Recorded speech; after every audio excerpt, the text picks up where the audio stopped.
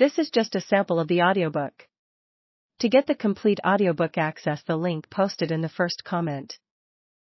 On December 14th, 1966, at the age of 18, I stood before a crowd of 300 people at Cornell University, read a statement denouncing the war in Vietnam and the draft, and tore my draft card into 4 pieces.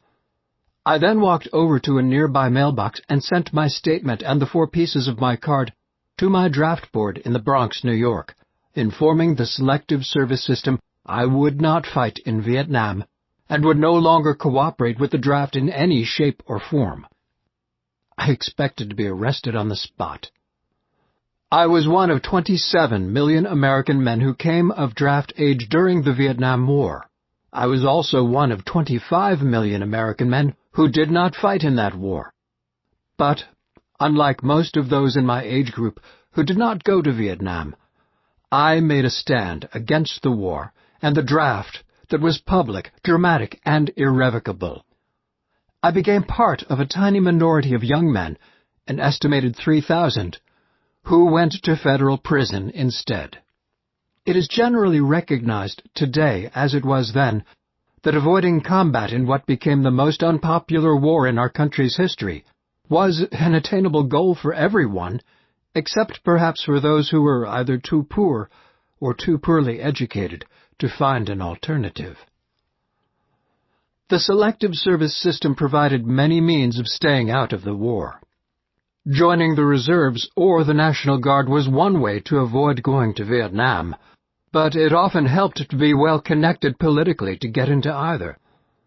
Unlike the recent wars in Iraq and Afghanistan, most members of the reserves during the Vietnam War remained in the United States.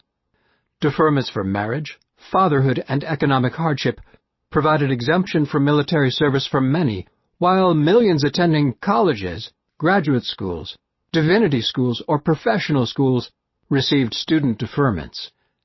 Even those without deferments were often able to manipulate the draft system by failing their physical examinations, feigning homosexuality, or just making nuisances of themselves. Conscientious objector status, which allowed those who held religious objections to participating in war to perform alternative service in lieu of joining the military, was also available to some. Moving to Canada was another possibility, as obtaining landed immigrant status in that country eliminated the prospect of being extradited back to the United States.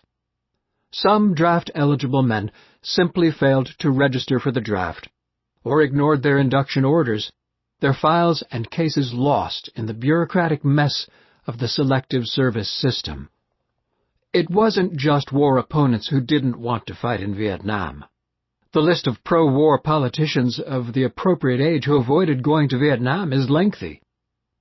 It includes President George W. Bush, student deferment and Texas Air National Guard, Vice President Dick Cheney, 5 student and marriage deferments, presidential candidate Mitt Romney, student and ministerial deferments, Speaker of the House Newt Gingrich, student and marital deferments, political advisor Karl Rove, student deferment, radio talk show host Rush Limbaugh, 4F because of a pilonidal cyst, and Fox News host Bill O'Reilly, student deferment.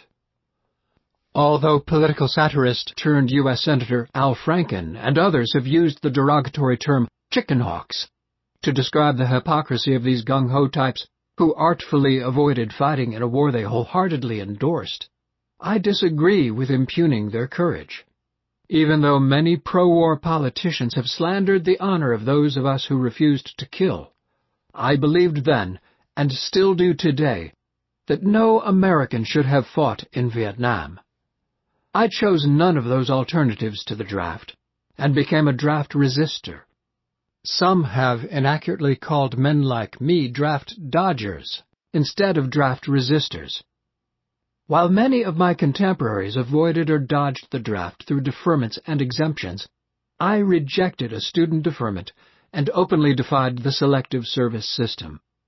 A few months after destroying my draft card, I began organizing other young men to do the same.